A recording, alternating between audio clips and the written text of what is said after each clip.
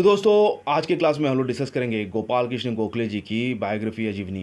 गोपाल कृष्ण गोखले जी जो कि गांधी जी के पॉलिटिकल गुरु भी माने जाते हैं, उनके जीवनी जो कि वो एक महान मॉडरेट लीडर, नरमपंथी एक लीडर थे इंडियन नेशनल कांग्रेस की, और भारतीय फ्रीडम मूवमेंट में या सोशल या पॉलिटिकल जो रिफॉर्म मूवमेंट में उनका काफ़ी योगदान था। तो उनकी जो महान जीवनी है उसको हम लोग यहाँ पे डिटेल्स में जानेंगे या समझेंगे। तो चलिए शुरू करते हैं। Gopal Krishnan Gokhale, one of the most prominent moderate leaders of the INC, was born on 6th May 1866 in Kotluk village of Ratnagiri district, Maharashtra. तो गोपाल कृष्ण जी का जन्म कहाँ हुआ था? ये था आपका कोटालुक विलेज 1866 में, 66 में। कोटलुक विलेज कहाँ पे था? ये रत्नागिरी डिस्ट्रिक्ट और महाराष्ट्र के रत्नागिरी डिस्ट्रिक्ट में जन्म हुआ था उनका। और वो मतलब इंडियन नेशनल कांग्रेस के मॉडरेट प्रोमिनेंट एक महत्वपूर्ण एक मॉडरेट लीडर भी जाने जाते हैं या माने जाते हैं। He belong to the first generation of Indians to receive college education. और वो मतलब फर्स्ट जनरेशन में इंडियंस के जो फर्स्ट जनरेशन है वो मतलब पहले जो एक जनरेशन जिनको कॉलेज एजुकेशन मिला हुआ था, मतलब कॉलेज पढ़े हुए पहले जनरेशन इंडियंस में वो शामिल होते हैं। He graduated from the Elphinstone College in Bombay in 1884, where he became extremely proficient in English and developed a liking for poetry of Tennyson and Browning.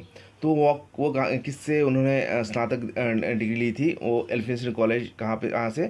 Bombay से। और कब? 1884 को। और वहाँ पे उन्होंने इंग्लिश पे काफ़ी ज़्यादा महारत हासिल कर लिया था, और उनका पर्टिकुलर लाइकिंग था टेनिसन और ब्राउनिंग का। लॉर्ड टेनिसन और ब्राउनिंग का उनको पोएट्री, कविता उनको काफ़ी भाती थी, तो ये उनके लाइकिंग्स में था। During his college days, he was exposed to Western political thought and the writings of John Stuart Mill, Edmund Burke, John Bright and John Morley. और उनके कॉलेज के दिनों से ही उनको मतलब जो वेस्टर्न पॉलिटिकल थॉट्स के जो महान जो राइटर्स थे या फिलोसोफर्स थे, जैसे कि आपका जॉन स्टुअर्ट मिल, एडमंड बर्ग, जिनकी जॉन ब्राइट या जॉन मॉर्ले, उनकी जो सोच थी या उनकी जो राइटिंग्स थी उनसे वो परिचित हो गए थे। मतलब उनका राइटिंग्स वो उनको उपलब्ध था या वो मतलब उसको जानते थे या उनको उन पर उनका शोध था या स्टडी था। Though later Gokhale made a scathing critique of the British colonial rule, his respect for English political theory institution that he acquired in his college years remained with him for the rest of his life. और उन्होंने जो English इतिहास की, English जो thoughts, philosophers की thoughts, political thoughts या जो poetry या इंग्लिश जो साहित्य है या उसकी जो पॉलिटिकल थियोरी, उसकी जो लाइकिंग्स उन्होंने डेवलप की थी एल्फिंस्टन कॉलेज में, वो उनके जीवन के शेष काल तक रह गया था। यद्यपि बाद में जो उनकी जो पॉलिटिकल लाइफ में वो मतलब इंग्लिश ब्रिटिश जो जो उपनिवेशी शासन है उसका वो बहुत क्रिटिक बन गए थे, मतलब कट्टर विरोधी बन गए थे और समालोचक बन गए थे। लेकिन उसके साथ साथ वो इंग्लिश जो पॉलिटिकल थ्योरी और उनकी इंस्टीट्यूशंस को जो उनकी चाह या लाइकिंग्स, वो उन्होंने कभी उसको खोया नहीं था, उसको कभी उन्होंने भूला नहीं था। After graduating, Gokhale played an important role in establishing the Deccan Education Society at Pune in 1885। और जो डेक्कन एजुकेशन सोसाइटी है उसकी मतलब स्थापना में उन्होंने एक महत्वपूर्ण योगदान निभाया था।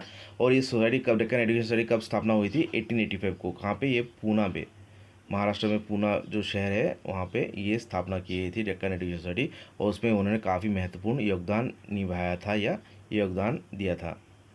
अब ये आगे देखते हैं। Gokhale devoted 18 years 1885 to 1902 teaching at the new English school and Fergusson college Poona. तो उन्होंने अपना जीवन का महत्वपूर्ण 18 साल उन्होंने कौन सा अवधि था? 1885 से 1902 तक वो मतलब उन्होंने एक टीचर के रूप से उन्होंने अपना रोल निभाया था। और ये कहाँ पे? न्यू इंग्लिश स्कूल और फर्ग्यूसन कॉलेज पूना, जो काफ़ी मतलब जाना माना कॉलेज है पूना में, तो उसमें वहाँ पे वो टीचर थे। In 1888 he became the secretary of the Bombay Provincial Congress and began his career as a public figure।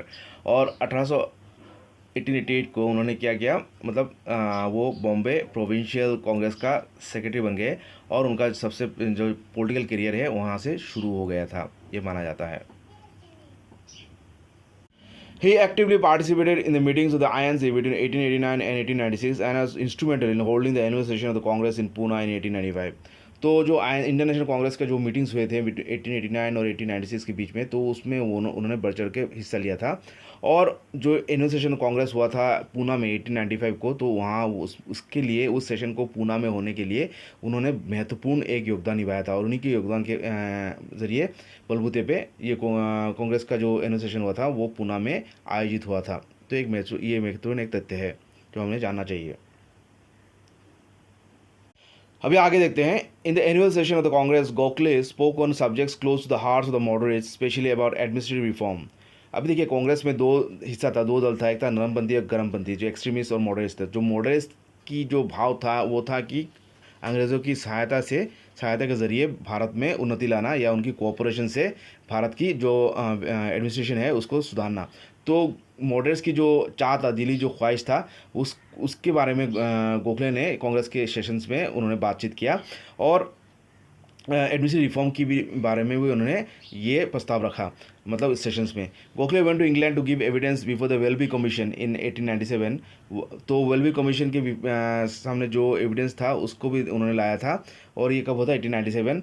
और work as a plague volunteer in 1898। और प्लेग जो महामारी था उसके लिए भी उन्होंने एक वॉलंटियरिंग किया था 1898 को। और finally in 1901 work as an elected member of Bombay legislative council. और बॉम्बे लेजिस्लेटिव काउंसिल का भी वो मतलब इलेक्टेड मेंबर बने थे। कब 1900 और 1901 सन में। तो after retiring from the Fergusson college in 1902, तो उनका जो रोल था टीचर का फर्ग्यूसन कॉलेज में, उससे उन्होंने अवसर लिया था, वो या रिटायरमेंट लिया था 1902 को। He devoted the last 13 years of his life as elected member of the imperial legislative council. तो इंपीरियल लेजिस्लेटिव काउंसिल जो अंग्रेज़ों की जो पार्लियामेंट में उन्होंने मतलब क्या 13 साल 13 ईयर्स मतलब योगदान निभाया था एज ए इलेक्टेड मेंबर। वहाँ का वो इलेक्टेड मेंबर थे, चुने हुए मेंबर थे, सदस्य थे। Gokhale founded the servants of Indian society in 1905। ये बहुत इंपॉर्टेंट तथ्य है। जो सर्वेंट्स ऑफ इंडिया सोसाइटी है उसका श्रेय जाता है गोपाल कृष्ण गोखले जी को। और ये कब फाउंड हुआ था? 1905 को। Though a moderate who had faith and trust in British democracy and ideal of equality and fraternity, Gokhale always elected in the Imperial Council as a leader of opposition।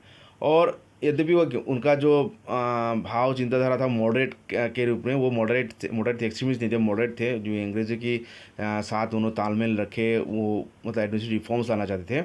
और उनका जो ब्रिटिश डेमोक्रेसी या उनका गणतंत्र का व्यवस्था जो था, और उनका जो आइडिया ऑफ इक्वालिटी और फ्रेटर्निटी, भाईचारा और एकता का जो आइडिया था, उस पर उनका दृढ़ विश्वास था। और वो लेकिन Gokhale always acted in the imperial council में हमेशा वो लीडर ऑफ अपोजिशन के हिसाब से वो उन्होंने योगदान निभाया था, ना कि सरकार की समर्थन करके। In speeches he gave emphasis on the poverty and economic exploitation of the masses. जैसे दादा भाई रावरी जी का, जैसे उस समय वो भी एक मॉडरेट थे, वो उन्होंने एक किताब लिखा था, महान एक किताब लिखा था, poverty and non British rule in India. वहाँ पर भी उन्होंने ये तथ्य किया था कि जो अंग्रेज़ों की कुशासन से भारत दिन ब दिन गरीब होते जा रहा है, तो जो ड्रेन ऑफ वेल्थ। तो सेम इसी आधार पे गोखले जी भी, उन्होंने जो उनका जो कथन था या स्पीचेस था इंपीरियल लेजिस्लेशन में, वहाँ पे उन्होंने पॉवर्टी और इकोनॉमिक एक्सप्लोटेशन, जो भारत का जो गरीबी और जो आर्थिक शोषण हो रहा था अंग्रेज़ों के द्वारा, उसके बारे में उन्होंने आवाज़ उठाया था। और उसके लिए उस समाज सुधार के बारे में भी उन्होंने काफ़ी बातें रखा था इंपीरियल लेजिस्लेशन में।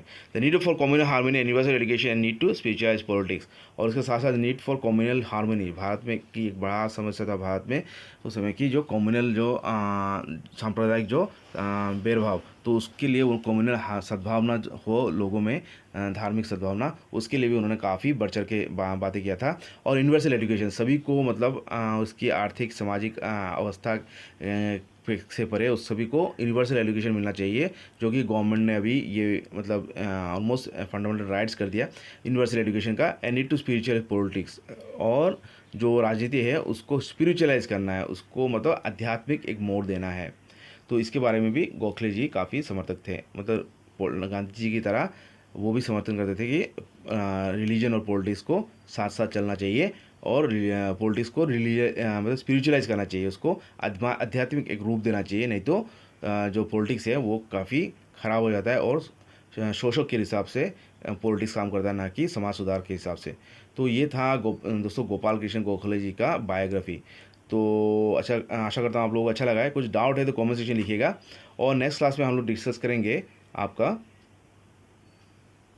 गोखले एंड गांधी, गांधी जी और गोखले का क्या संबंध था या उनका एक दूसरे में क्या इन्फ्लुएंस था उसके बारे में डिस्कस करेंगे। तो आज के लिए इतना ही, thank you. Gokhale and Gandhi, Gandhi ji और गोखले का क्या संबंध था या उनका एक दूसरे में क्या इन्फ्लुएंस था उसके बारे में डिस्कस करेंगे। तो आज के लिए इतना ही, थैंक यू।